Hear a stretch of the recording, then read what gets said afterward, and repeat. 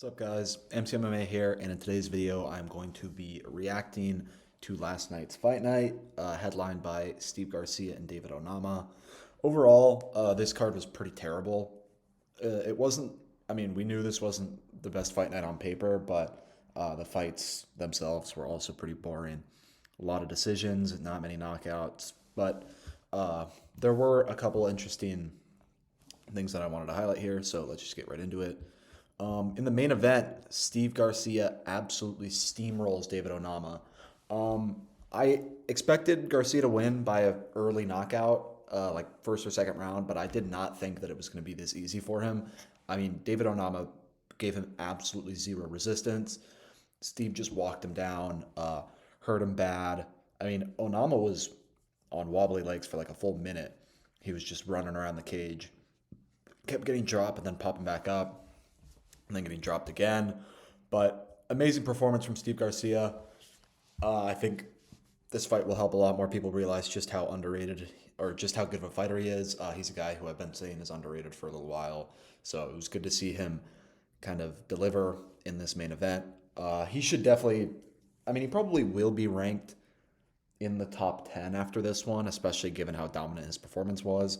And hopefully he'll get a top 5 opponent next. I doubt that happens given the way the featherweight division looks right now, because I think that the guys in the top 5 will kind of be fighting each other for the most part.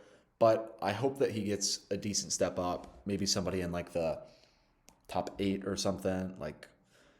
I hate to do it, but like maybe Brian Ortega would be a good matchup for him and be a good step up in competition. I understand that would kind of be sacrificing Brian Ortega again, but he's got to fight somebody. So Garcia definitely deserves to step up, and I was super impressed by his performance.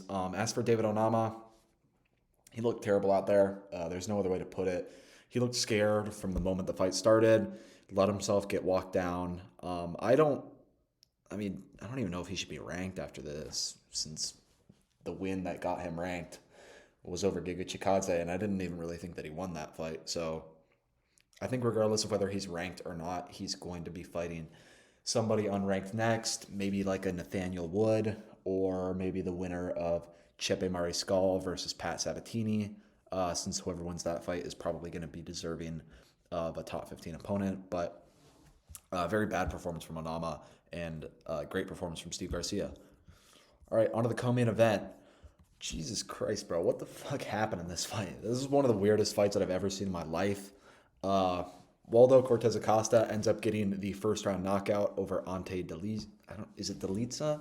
I still don't know how to say his last name, but Waldo gets a knockout.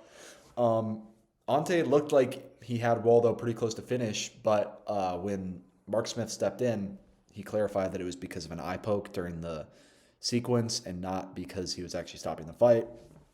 And when you look at the replay, it was clear that Waldo got poked pretty badly. So I was glad to see that Waldo didn't get kind of screwed over there, because he did get poked in the eye, so he did deserve that timeout. And then Waldo comes back just mad as fuck. Takes him like 10 seconds after the timeout ends, and he just floors Ante with a huge right hand. And he was pretty much done after that right hand, but Waldo finished it with a couple ground and pound shots. Great. That was super impressive from Waldo. He's a guy who's kind of been known for having pretty boring fights up to this point, so it was good to see him get a big statement finish in this one. And I thought his post-fight interview was pretty hilarious too. He's like, "I'm mad. I'm Dominican. I know black and Dominican. Dominican dudes are always funny as hell." And he was kind of talking some shit to Tom Aspinall. So it's good for Waldo to kind of build his name up a little bit, since he's a guy, even though he's ranked pretty highly in the division, he's not very well known. So good on him. I like him a lot more now after this fight, since, his post-fight interview really was pretty funny. I didn't know that he was that funny of a guy. But good performance from Waldo. As for Ante Deliza, it was kind of disappointing. I did pick him to win this fight, but I did say that it was a pretty close matchup. I think that he's a guy who can probably stick around in the top 10 in the division. just because he is a good striker. He's a pretty powerful striker. But I don't think that he's a guy who's ever really going to crack into the like elite, like top five of the division. I mean, I think he would lose to like Pavlovich. He would probably lose to like Curtis Blades, like Cyril Gahn, Volkov, like those guys who are like mainstays in the top five. I think that he probably loses to all of them. But I think that he can be a guy who can stick around and kind of like the tier right below that. Maybe, I mean, Waldo is probably a prime example of a guy who's like in that tier right below the elite heavyweights, like Sergey Spivak too.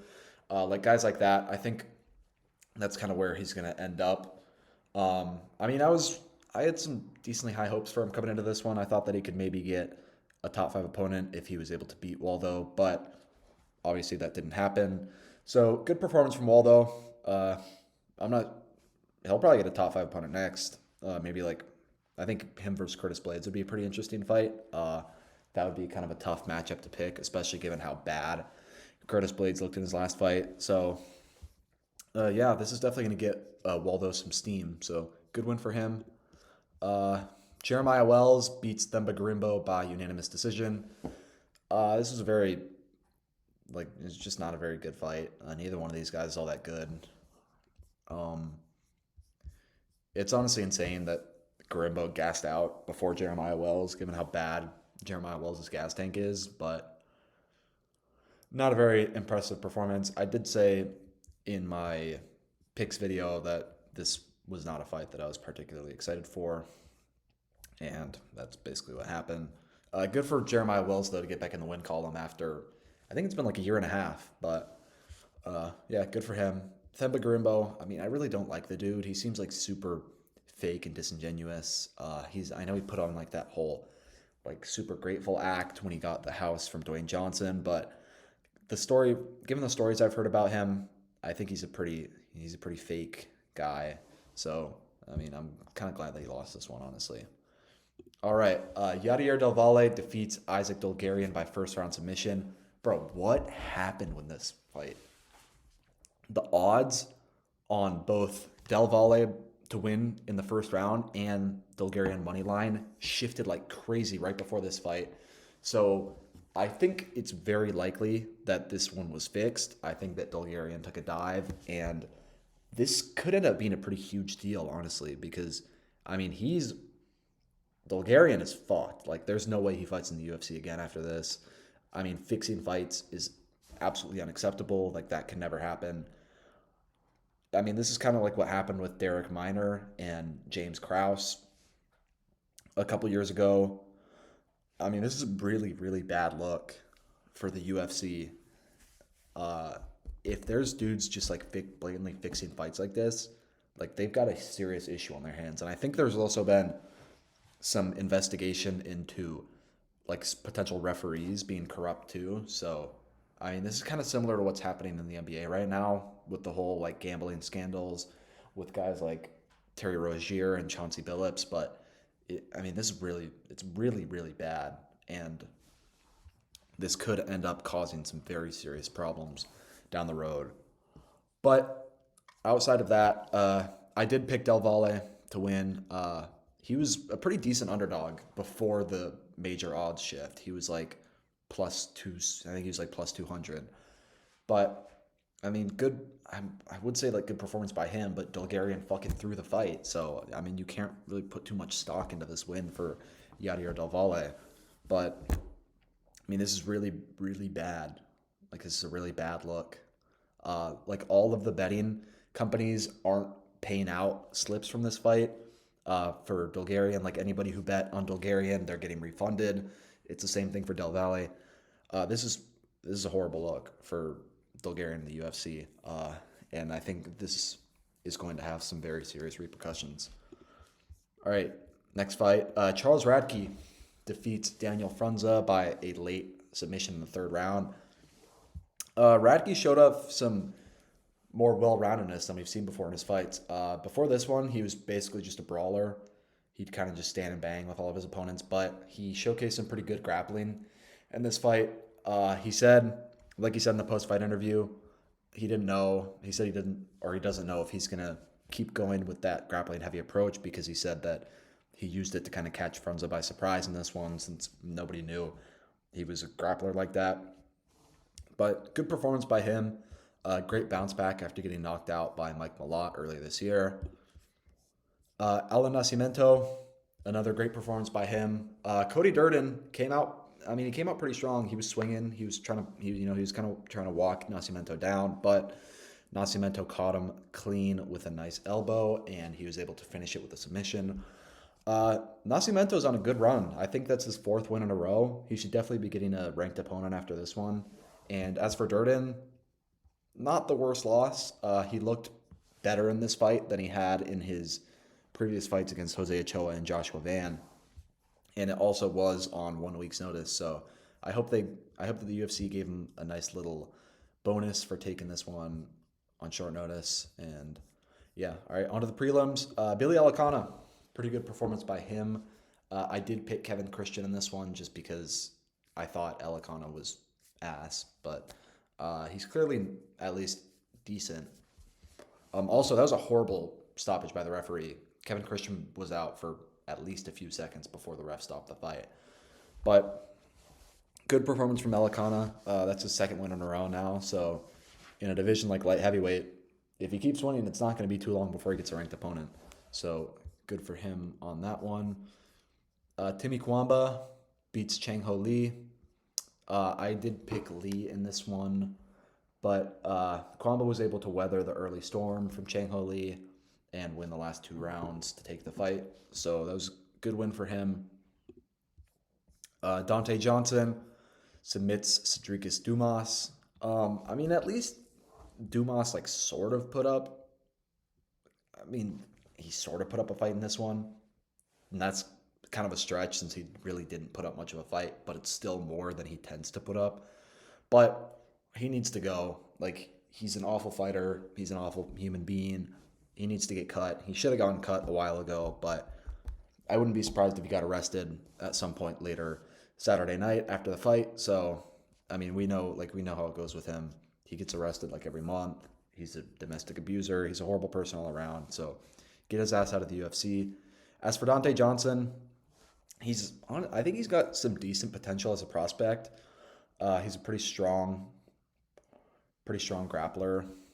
And he's a very dense dude, as we can see from his picture. So it'll be interesting to see what's next for him. But I think my biggest takeaway here is that Dumas needs to get cut immediately. Ketlin Vieira versus Norma Dumont. Norma Dumont wins this one by split decision. This fight was an absolute snooze fest. Horrible, horrible fight. I was kind of surprised that they didn't give it to Ketlin Vieira, since she was kind of controlling Dumont for the most part of the fight. But it was similar to the Alexander Volkov and Jailton Almeida fight from last weekend, where she had Dumont, she was controlling Dumont on the ground, but she really wasn't doing shit. So I'm not mad at Dumont getting the decision here, but I mean, another awful women's bantamweight fight. And it's fights like these, which is why nobody cares at all about this division. Alice Ardeline beats Montserrat Ruiz by unanimous decision. I did not watch this fight, so good for Ardeline. Seok-Young Ho beats Phil Rowe by decision. He's a pretty decent prospect at welterweight. This is his second win in the UFC, and second win over a pretty decent opponent. I mean, he's fought Oban Elliott and Phil Rowe, and those guys aren't cans. Those are decent, unranked welterweights, and he's basically completely shut down both of them. So I'm excited to see what's next for him. I think that at the rate that he's going, he could probably be looking at a ranked opponent in the next year or so, maybe even less. So he's a pretty interesting prospect at welterweight. I'm definitely going to be keeping my eyes out for him, and I think that you guys should too. And the last fight of the night, Talita Alankar gets the 3rd round submission over Ariana Carnelosi. Another fight that I just did not watch, since I couldn't care less, to be totally honest. But good for Alankar. I think she's on a decent win streak now, so I mean, maybe she'll get a ranked opponent, maybe not. I do not know. But anyways, there is my reaction to UFC Fight Night Garcia versus Onama. Yeah, overall, really bad fight night. Probably one of the worst of the year. Next week, we've got another Apex Fight Night headlined by Gabriel Bonfim and Randy Brown. But as you guys will see in my breakdown for that one, which I'll probably release in the next couple days, it's actually a pretty decent fight night. There's a lot of interesting unranked matchups on there. So I will be breaking those down in my preview video. Yeah, thank you guys for watching. Make sure to leave a like on the vid and subscribe to the channel. Have a good one.